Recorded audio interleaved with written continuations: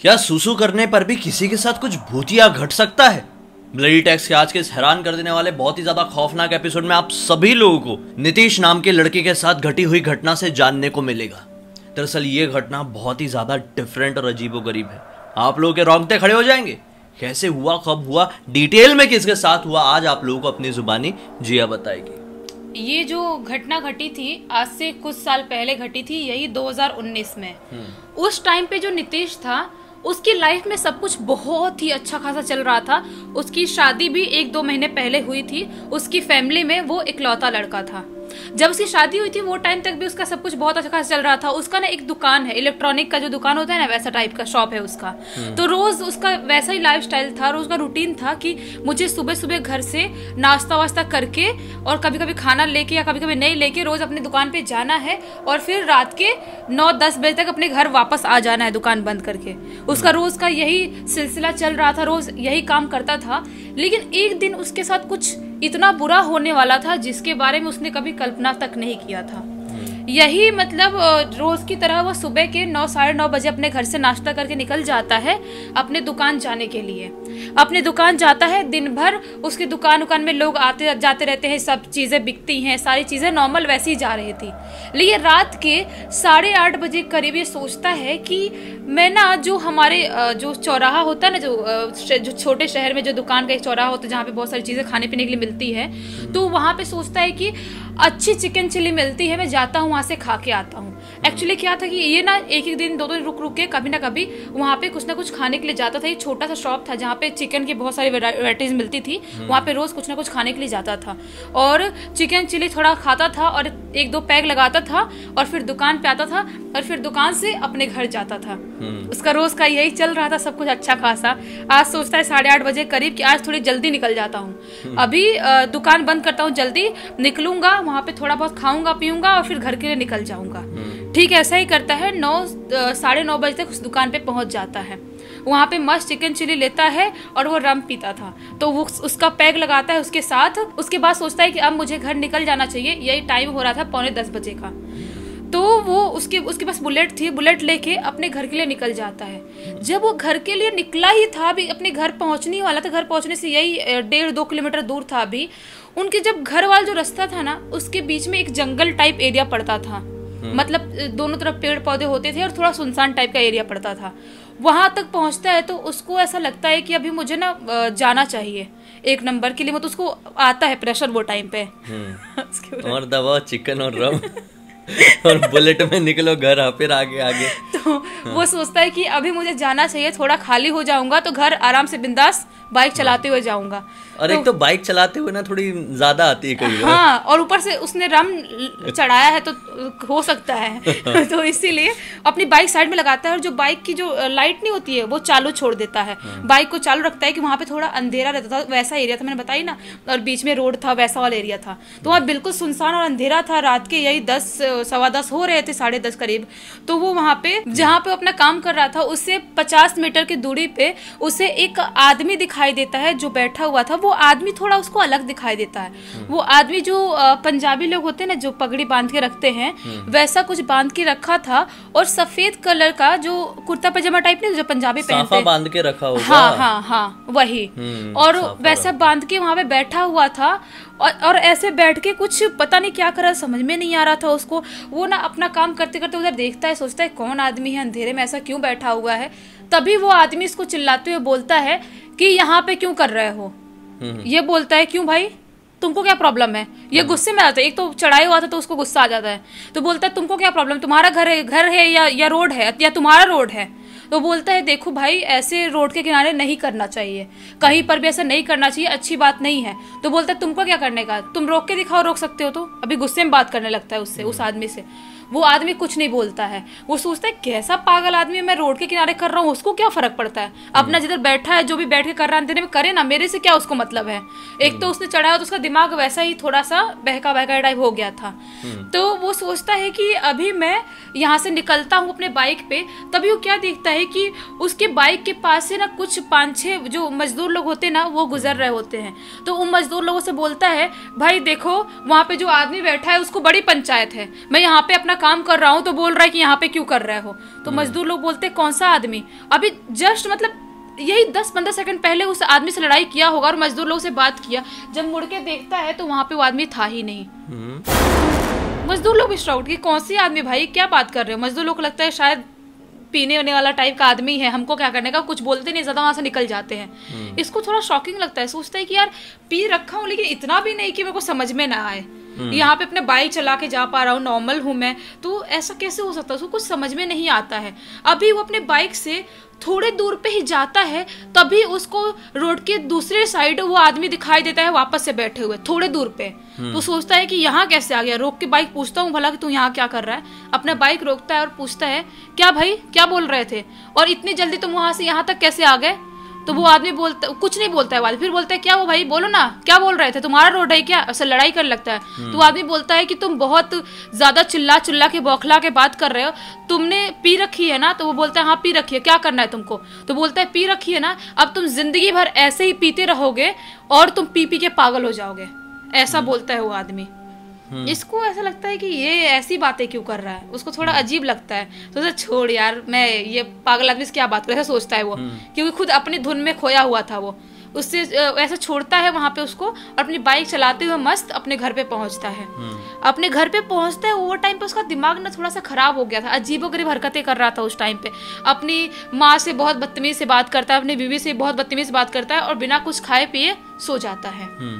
उसके बाद सुबह जब उसकी आंख खुलती है, सुबह आज लेट उठता है, यही 9, 9:30, 10 बजे करीब उठता है वो।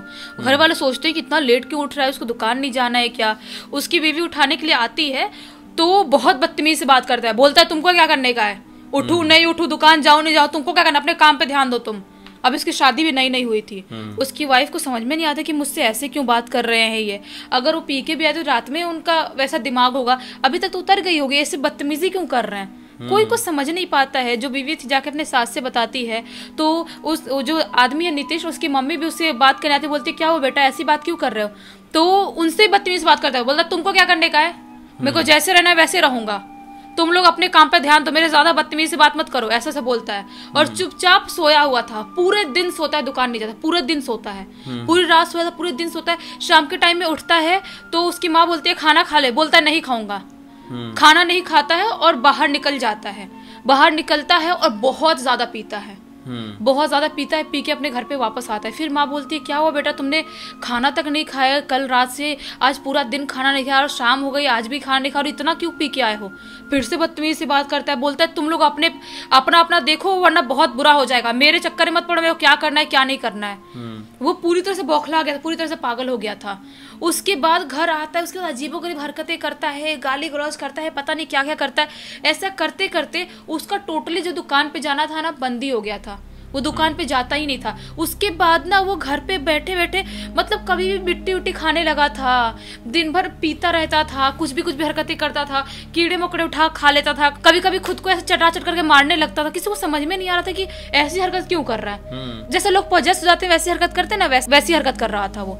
घर वाला समझ में नहीं कि आखिर इसके साथ हो क्या रहा है, चल क्या रहा है। वो ऐसे करते करते वो बहुत कमजोर होने लगा, उसकी आंखें पूरी काली पड़ गई, पूरे डार्क सर्कल आ गए और मतलब एकदम कमजोर सा। खाना वाना तो पूरी तरह से छोड़ दिया उसने, सिर्फ पीता था और अजीबोगरीब हरकतें करता था। और ना एक दिन क्या हुआ, उसके घर पे ना चिकन आया हुआ था। वो टाइम पे वो उसके घर पे यही मेहमान आए हुए थे, 1.5-2 किलो चिकन बना हुआ था उसके घर पे। वो जाता है दौड़े दौड़े और पूरा 1.5-2 किलो चिकन 2-3 मिनट के अंदर खा जाता है। 2-3 मिनट के अंदर चिकन, 2-3 मिनट के अंदर, सोचो कितनी बड़ी बात है। घर वाले शॉक्ड कि ये क्या हो गया भाई, इतने दिन से एक तो खाना वगैरह कुछ नहीं खा रहा है, पता नहीं बाहर खाता है कि नहीं खाता है। और चिकन शायद बहुत हैवी भी होता है, बहुत हैवी। अरे 1.5-2 किलो चिकन कम बात नहीं होती है, बहुत ज्यादा क्वांटिटी। 2 किलो कोई भी चीज की क्वांटिटी ज्यादा हो सकती है। तो वैसा वो घर वालों समझ में नहीं आता। उसके बाद से वो बिल्कुल पागल जैसे हरकत करने लगता है, बोलता है मेरे को और चिकन चाहिए और ला के दो, मांस खाना है मांस खाना है, ऐसी सी बातें करने लगता है। घर वाले परेशान कि हम करे तो करे क्या, कुछ समझ में नहीं आता है। उसके बाद बहुत इतना पागल हो गया, उसके डैड गए और चिकन लेके आए, बनाए और 1 किलो चिकन वो भी खा गया। घर वालों समझ में नहीं आ रहा कि इतना खा कहाँ रहा है, जा कहाँ रहा है, कैसे खा रहा है इतना। एकदम पागल जैसी हरकत, और गंदी गंदी बातें, गंदी गंदी गालियां, वैसे उड़ उड़ के मारने से सबको करता था, खुद को मारता था, खाता था, मारता था, पूरा मुंह लाल हो गया उसका ऐसी हरकत करते करते। अब वो पूरी तरह से पॉजेस हो गया था। घर वाले समझ में आ जाता घर वालों को कि ये नॉर्मल नहीं है, कुछ ना कुछ इसके साथ गड़बड़ है। घर वाले क्या करते हैं कि उनका जो पूजा रूम में गंगा जल था वो लाके उसके ऊपर छिड़कते हैं और उसको शांत करने की कोशिश करते हैं। उसके बाद जाके 10 मिनट में थोड़ा शांत होता है तो वो लोग पूछते हैं कि क्या हुआ बेटा, मतलब तुम ऐसी हरकत क्यों कर रहे हो, कुछ प्रॉब्लम है क्या, समझ में नहीं आ रहा कि तुम्हारे साथ क्या हुआ है। तो वो बताता है कि मम्मी मैं ना उधर उस दिन वॉशरूम गया था रोड पे, और एक आदमी ने बोला था कि तू पीते पीते पागल हो जाएगा, पीते पीते मर जाएगा, और पता नहीं क्या क्या मेरे साथ कुछ कुछ हो रहा है, मेरे को समझ में नहीं आ रहा है। कभी मेरे को होश रहता है, समझ में आता है, कभी कुछ भी समझ में नहीं आता, मुझे याद नहीं रहता है कि कब दिन हो रही है कब रात हो रही है। तो उसकी मम्मी बोलती है तो बहुत बहुत बड़ी बात है, टेंशन में आने वाली बात है, टेंशन में आने वाली बात है। पहले तो समझ में आया चलो ठीक है पी रहा है, लेकिन ये जो हरकतें कर रहा है, खाने होने वाली, कीड़े मकोड़े भी खा जा रहा है, इतना इतना चिकन 3-3 4-4 किलो खा रहा है, वो तो बहुत ही बड़ी बात हो गई। घर वाले सोचते हैं कहीं ना कहीं तो दिखाना ही पड़ेगा। पास के ही अपने गांव में एक वो थे तांत्रिक बाबा, उनको बुला के दिखाते हैं। उनको दिखाने के बाद ना एक दिन वो नॉर्मल रहता है, एक दिन बाद वापस से सेम टू सेम वैसी हरकत करना चालू कर देता है। किसी को समझ में नहीं आता कि ये ठीक क्यों नहीं हो रहा है। सब लोग बहुत दिखाते, 1-2 और तांत्रिक को बुला के दिखाते, मतलब पूरी तरह से हार मान गए थे कि ये ठीक हो पाएगा, और कमजोर होता चला गया था। अब तो वो ढंग से उठ भी नहीं पाता था, बेड पे लेटा रहता था, बोलता था मेरे को मांस खाना है, मेरे को दारू पीना है, मांस खाना है, ऐसा सब बोलता था, बेड पे लेटा रहता। उसकी पूरी जो हड्डियां थी ना, ऐसा लगता था पूरी बॉडी हड्डियों का ढांचा बन गया था, और ऐसे बेड पे पड़ा रहेगा, ऐसे चिल्लाता रहेगा, कुछ भी बोलता रहेगा, नाप शनाप बड़बड़ाता रहेगा, पता नहीं कौन सी भाषा में क्या क्या बोलता रहेगा, ऐसा हो गया था बिल्कुल। घर वालों को समझ में नहीं आ रहा कि हम कैसे ठीक करें। इकलौता बच्चा, उनको लग रहा था कि हमारे बेटे को कुछ प्रॉब्लम ना हो जाए, कुछ दिक्कत ना आ जाए। और उनको एक चीज पता थी कि जो ये नीतीश था वो हनुमान जी का बहुत बड़ा भक्त था, बहुत बड़ा भक्त। तो जो उनके आजू बाजू के लोग थे उनसे बात होती है तो वो लोग बताते हैं कि एक काम करो, आप ना इसको मेहंदीपुर बालाजी लेके जाओ। वहां पर लेके जाने के बाद कितनी भी बुरी शक्ति हो, कितना भी बुरा प्रकोप हो किसी का, वो ऐसे चुटकी में खत्म हो जाता है। आप उसको लेके जाओ कैसे भी, तो बोलते लेके कैसे जाएंगे, वो तो बिल्कुल आक्रामक हो जाता है, उसके शरीर में 1% जान नहीं है, लेकिन जब आक्रामक होता है ऐसा लगता है कितनी हाथियों की ताकत आ गई उसके अंदर। समझ में नहीं आ रहा हम लेके कैसे जाएंगे। तो बाजू वाले जो होते हैं बोलते हैं कि कुछ भी करो आप लोग, लेकिन जल्द से जल्द मेहंदीपुर बालाजी लेके जाओ, वहां पे लेके जाओगे तो ही आपका बच्चा ठीक हो पाएगा। ये लोग वैसा ही करते हैं, डिसाइड करते हैं, घर वाले टिकट निकालते हैं और मेहंदीपुर बालाजी पहुंच जाते हैं। एक तो मेहंदीपुर बालाजी पहुंचते हैं वो लोग, तो ये मंदिर में एंटर नहीं कर रहा था, बिल्कुल भी एंटर नहीं करता, पोजेस्ड होगा ना, चिल्लाने लगता है जोर जोर से। नहीं होते वहाँ पे जाने के बाद जो लोग पोजेस्ड रहते हैं ना, वो इतने इजीली एंटर नहीं करते और बहुत हरकतें करते जाने से पहले। बहुत जोर से चिल्लाने लगा, पूरा अपना ऐसा सिर पटक के फोड़ लेगा, पूरा हाथ पर ऐसे पटकने लगा, ऐसे बाल नोचने लगा, जैसे कि वो खुद को मार डालेगा, ऐसी हरकत करने लगा बुरी तरह से। तो वहाँ पे जो पंडित जी लोग थे वो लोग आते हैं दौड़ के, कुछ मंत्र फूकते हैं, कुछ जल वल गिराते हैं उसके ऊपर, और कुछ लोग आते हैं उसको पकड़ के जबरदस्ती मंदिर के अंदर एंटर करवाते हैं। मंदिर के अंदर जब एंटर करता है उसके बाद पंडित जी होते हैं वहाँ पे झाड़ फूक करते हैं, जो भी प्रक्रिया रहती है वो सब करते हैं। उसके बाद पंडित जी बताते हैं कि इसके ऊपर 3-4 शक्तियों का साया है, एक नहीं है, 3-4 शक्तियों का साया है, और इसने कुछ बहुत ही बुरा किया है जिसकी वजह से वो बिल्कुल बुरी तरह से बिगड़ चुकी है, उसी हरकत की वजह से ना, उसी हरकत की वजह से। पंडित जी बोलते हैं कि अगर हम इसको टाइम पे आप यहाँ पे लेके नहीं आए होते, अगर हम इसको टाइम पे ठीक नहीं करते तो शायद ये बचता भी नहीं है। इसको पूरी तरह से खोखला करके वो लोग खत्म कर देते। सही बात है। उसके बाद वो झाड़ फूक होता है, वहाँ पे जो भी खाने पीने की चीजें देते हैं वो देते हैं।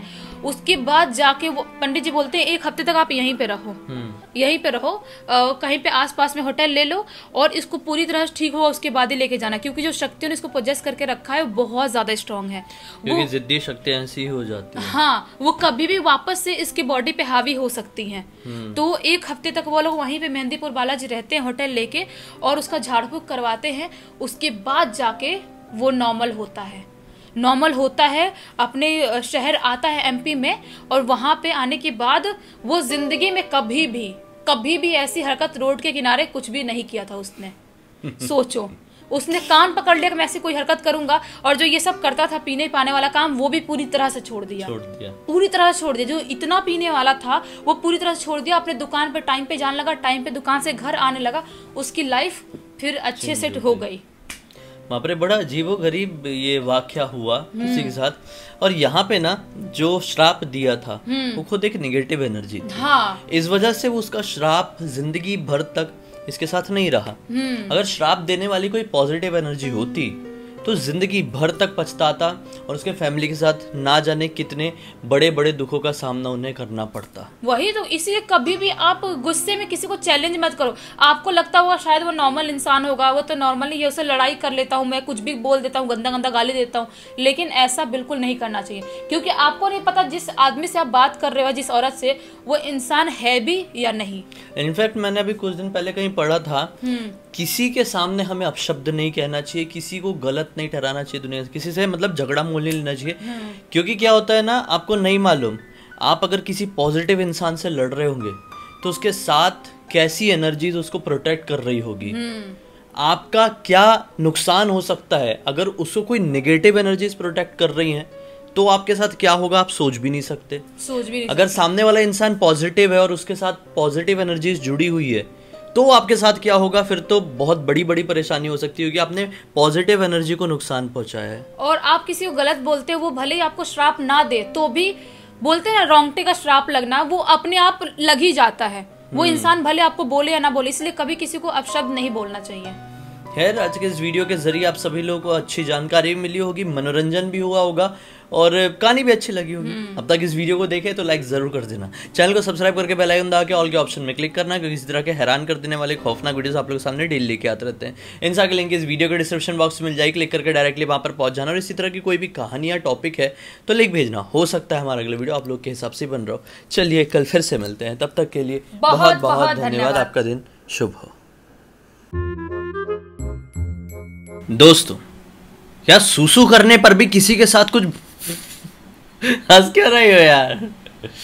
सूसू को तो स्टाइल बना के तो हमारे नॉर्मल चीज है सूसू, उसको स्टाइल में मत बोलो सूसू। अरे वही 3 2 1। दोस्तों, क्या सूसू करने पर भी किसी के साथ कुछ अजीबो गरीब घट सकता है? क्या सूसू करने पर भी कुछ भूतिया घटना किसी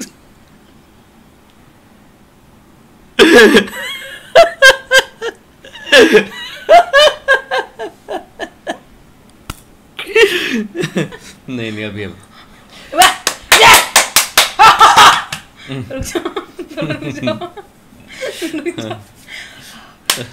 शाबाश शाबाश। पागल मत हो जाना पूरी। चलो 3 2 1 एक्शन। क्या सूसू करने पर भी किसी के साथ कुछ भूतिया घट सकता है?